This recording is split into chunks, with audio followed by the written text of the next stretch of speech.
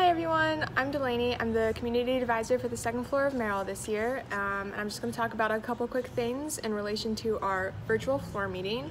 So the first thing is quiet hours from Sunday to Thursday. Quiet hours start at 10 p.m. and go to 9 a.m. unless you're up on the 7th floor.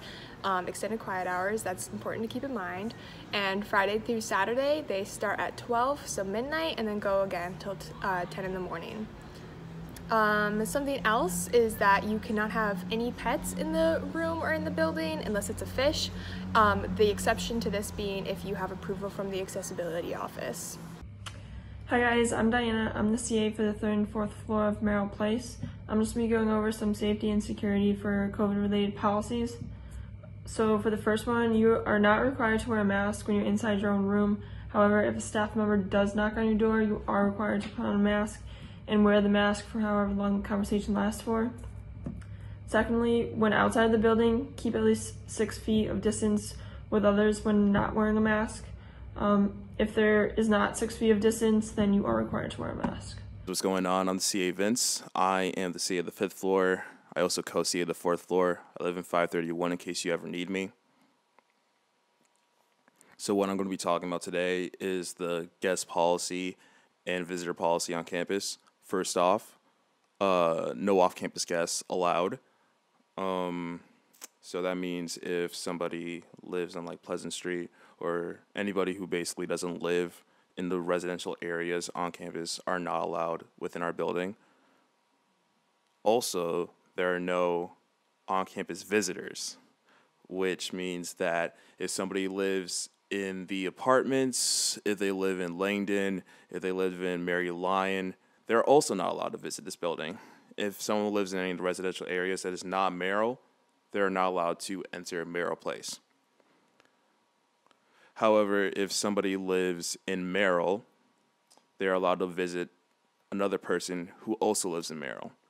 For instance, as an example, let's say somebody from apartment 16 wanted to hang out with somebody who lives in room 416 in Merrill. They're not allowed to. Apartment 16 is not allowed to enter Merrill, so they cannot hang out within Merrill. However, if somebody in Merrill 416 wants to hang out with somebody in Merrill 616, they're allowed to do that because they're both Merrill residents. Hi everyone, my name is Nolan McGurn. I'm the CA on the 6th floor in Merrill Place.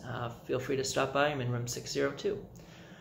Two quick things with COVID, one of them being gatherings, and outside versus inside your room. You're able to hang out with your friends in the lobby and in your own room, keeping in mind with social distancing, having a 6-foot distance, and also wearing a mask. When you're hanging out in your own space, each resident can have 2 visitors. So if there are 2 people who live in the room, each person can have 2 visitors, with the total people being up to 6 people in the room. But at the same time, 1 person cannot have 4 visitors if the rooming is not present. It still is only 2 people per resident. Also, keep in mind that with COVID-19 and all the guidelines that we have, we are required to document immediately if we notice that any requirements are not being followed. If you have any questions, feel free to talk to one of your CAs. Hey guys, my name's Callie, and this year I am the CA for the 7th floor of Merrill Place. The 7th floor is also the floor where we have extended quiet hours, which means our quiet hours begin at 8 p.m. Something I'm going to talk about with you today is community expectations and agreements. This basically means that we want to respect the noises that go on in Merrill, so like no yelling or screaming, because we want to respect those around us and who live around us, especially if we have to get up early in the morning or we have to study, just being kind to one another.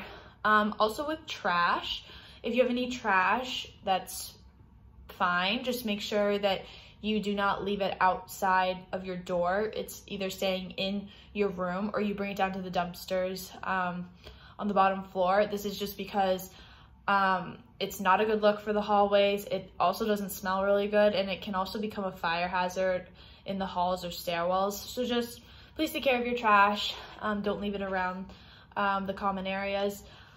Something else to keep in mind is that it's really important to check your email, like at least once daily. There's going to be communications regarding the building, related to COVID things, and just it's important to keep track of that anyways with all your school and assignments. If you have any suggestions for events or programming that you would like to see in the building, feel free to reach out to community advisors with those ideas. We love to get the community involved in every way we can, and we're always looking for some extra ideas. And then the last point to keep in mind from me is the counseling center. The counseling center is still open this semester.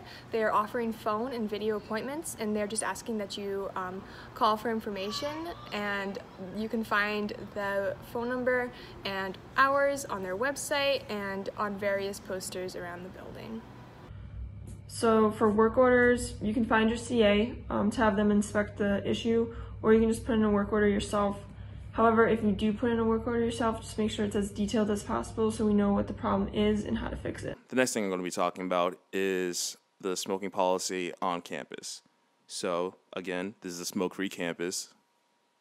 Just got to remind you of that. You should not be smoking in your room, period, end of story.